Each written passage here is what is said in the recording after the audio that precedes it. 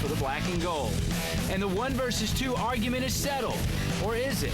We go back and forth. Hey, we know it's late, but there's no crying on 4th down. This is the last word on sports. 4th down on 4 starts now. Welcome into 4th down. You know, the Saints avoid the term must win until there are actual sudden death consequences. But following an embarrassing loss to a previously winless team last week and against an opponent today that was nipping at their heels for the division lead, if must win wasn't the proper term, awfully important surely was. And that would explain Sean Payton's motivational ploy this week. On rare occasions, and certainly never for a divisional game, Payton implores his team to bring the wood, and to remind them of his challenge, he'll place a baseball bat in each player's locker. These games are called bat games, and today the Saints swung for the fences. The throwback uniforms provided a different look, and from the start today in the Superdome, there was a different feel as well. The Saints' first 3 offensive plays, all runs. That kind of dedication to the ground was absent last week against one of the worst rushing defenses in the league. But with their mammoth starting right tackle, Zach Strief, back, and with the rust apparently knocked off of Chris Ivory, the Saints cracked the century mark in rushing yards by halftime. It was a big part of the game plan. Coming in, we said we wanted to run the ball, and when we came in, that's what we did. Instead of just kicking the tires on a run game, the Saints drove it off the lot and down the throats of the Buccaneers today. Pierre Thomas had a run of 33 yards. Darren Sproles had one for 35. Chris Ivory, 12 yards. Even Drew Brees had his longest carry as a Saint, a 20-yard scramble in the 4th quarter. Although it appeared early on, at least, that the Saints would be the victims of blunt force trauma. During the Bucs' second possession of the game, LeGarrette Blount assaulted the Saints on 3 straight carries for a combined 30 yards. But when Tampa needed just a single yard on 4th and 1 later in the drive, Blount was stuffed, and the tone was set. I do think that the short yardage stop and that 4th down was a key play and was a shot in the arm and a big play at that moment. 6 plays later, Drew Brees threw a touchdown pass in his 36th straight game, tying him with Brett Favre for 2nd on the NFL's all-time list. The only thing more impressive than that streak, perhaps, just might have been the catch from Lance Moore that extended it. Just a routine catch to me. I mean, it really wasn't anything major. I mean, we knew that, they like to play man-to-man coverage, even in that tight. As soon as Colson went in motion and the defensive back went with him, I knew that, the ball was coming to me. Drew Brees admitted earlier this week that the Saints aren't an elite team. Not yet. But in the NFL, unlike its college equivalent, you don't have to be right now. But the Saints did need to be physical today. They did need to run the ball. They did need to get to the quarterback. And most important, they just needed to win. You don't need to say much more than, hey, divisional opponent, at home, critical point in the season, a team that we just played a few weeks ago and lost to at their place. So feeling like we needed to make up some ground there in front of our home fans. A lot of reasons why we need to win this game today. And with the win, the Saints hold on to their half-game lead in the division. After Atlanta clobbered Indianapolis today, the Bucs fall to 4-4. Next week, the Saints travel to the Falcons. Their bye week follows. Sean Payton saying today he's hoping to be back on the sideline when the Saints come back from that bye and host the Giants at the Dome on Monday Night Football. Well, if the Saints are going to move towards securing a bye in the first round of the NFC playoffs, now, and more specifically, the month of November, is the time to do it. Juan Kincaid explains why.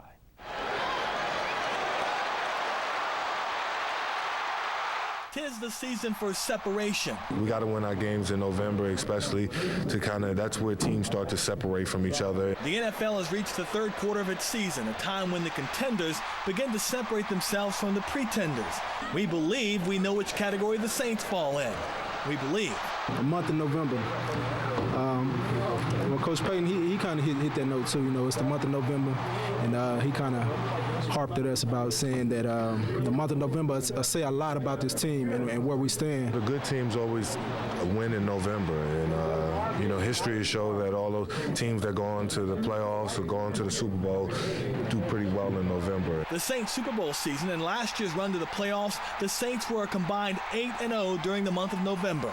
It builds the type of momentum that can carry you through the final quarter of the season. That's the playoff team show up. They show up in November and they finish strong in December. As important as November games are for December, they can also have an effect on what happens in January.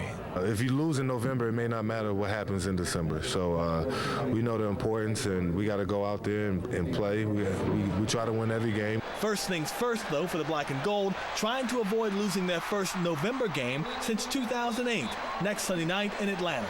Inside the Superdome, I'm Juan Kincaid, 4th Down on 4. Still ahead, Bradley Hanwerger joins us in studio to discuss whether the Saints have a split personality. Plus, we go one-on-one with Zach Strief, whose return helped the offensive line look a lot more consistent. And later, the Tigers keep their #1 ranking, but will they have to turn back the tide twice for a national championship?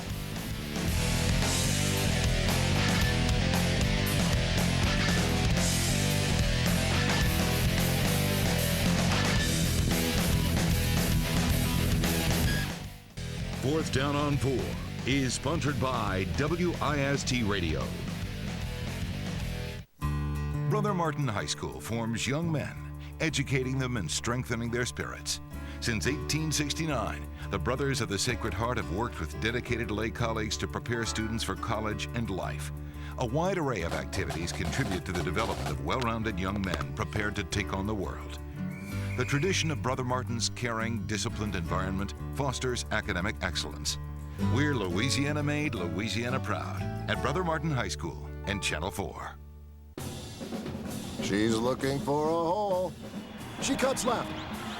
Whoa, he didn't see that coming. She's through the line.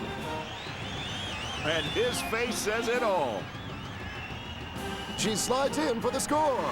Be a card-carrying Saints fan with the official Saints Visa debit card, available with a Whitney business or personal checking account. Whitney, the official bank of the New Orleans Saints. Hey, Todd. Where's our sub? Oh, Samantha. I've already given my sub to Sally. What? Sally? Hey, Samantha. How could you? I got a phone call. Todd. Men. This is Todd. Get your own Subway steak melt, like the meaty, irresistible, and unforgettable Big Philly cheesesteak. Subway, eat fresh. Tired of the same old morning talk radio? If you're looking for sports talk that's exciting, informative, and where your voice is heard, WIST is the source. We're covering all sports, local and national. Strong facts, strong opinions without the hidden agendas. I start my morning off with a cup of coffee. Why don't you start your morning off with me, Brian Alley Walsh, each weekday morning at 6 a.m. on WIST. Your new voice of New Orleans sports talk radio. We're past that. We're not scratching any heads. We're on to, the next opponent, and it's disappointing. Don't get me wrong. But we understand that we're not going to allow that game to lead to another tough game. Welcome back into Fourth Down. We welcome in Bradley Hanwerger. He writes for WWLTV.com. Well, you kind of heard it. Sean Payton basically saying we're going to let the past be the past. But after a game like you had against the Rams and then a game like you had today, do you have any handle on what kind of football team this is? I have zero handle on what kind of football team this is. And I don't think they have a handle on what kind of football team this is. They jump out to the 4-1 start and you think, all right, this is a team that we think can really do well. But then they start their inconsistencies, which is the same problem they had last year. And the column I wrote after today's game was that today didn't mean anything for today, really.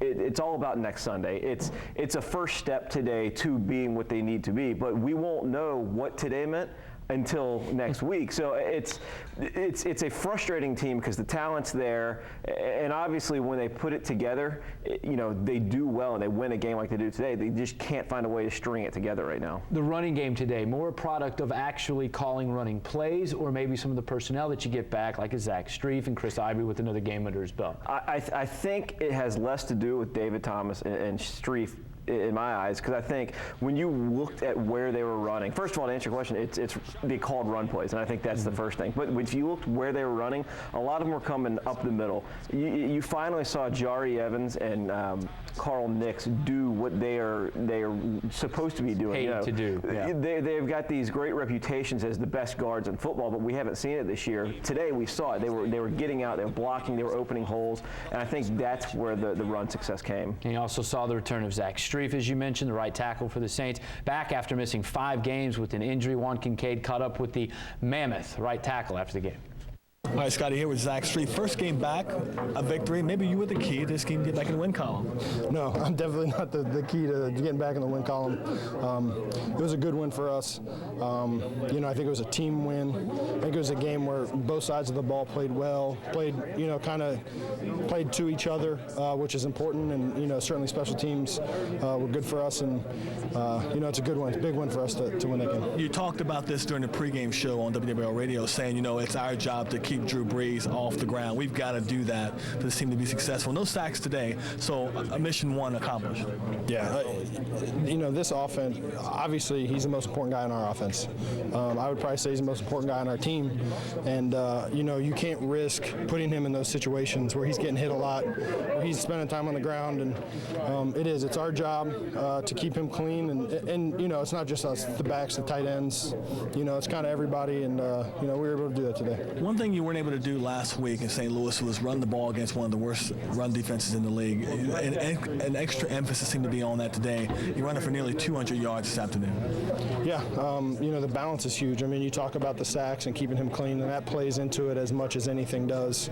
That having the balance in the offense is important, and keeping a defense. If a defense comes in to play Drew Brees and is worried about us running the ball, it's a great situation for us to be in. And we were able to get into those situations today and run the ball well, and kind of rebound from a week where we didn't play as well as we could have. Talk about the difficult week ahead. Of course, Atlanta coming up. It's a difficult stretch with a bye week to follow that, but the importance of going into Atlanta and continuing to stretch to lead the NFC South. Yeah, first of all, the month of November is big. There's a kind of teams separate themselves in November, and we've got a stretch of 4 teams here. 4 games that are tough. Every one of them is going to be a tough game. It's going to be a battle, and going to Atlanta is no exception. It's a tough place to play, and it's a defense and a team that know us well, and we know them well, and these divisional games are important, and it'll be the next big one for us. So, Bradley, what do you think now? This will be the big question that Sean Payton will have to answer here soon enough. When Mark Ingram gets healthy, what do you do with that backfield? That's a very good question, because Mark was leading the NFL in 3rd and 1 carries and 3rd and 1 successful carries before he went out with an injury. We saw today Chris Ivory, a guy who could plow and really push a pile. He's going to have a tough decision, but I think you spent a draft pick next year on Mark Ingram. You have to go with what you need, and that's Mark Ingram. It might be a healthy, productive, good back on the inactive list come Sundays. Bradley Handwerger, read your stuff at WWLTV.com. Stay right there with us. Much more 4th Down after the break. Still ahead, why Roman Harper's not too upset about Alabama's loss to LSU. And we go back and forth. Which quarterback will start for the Tigers next weekend? And does the Crimson Tide deserve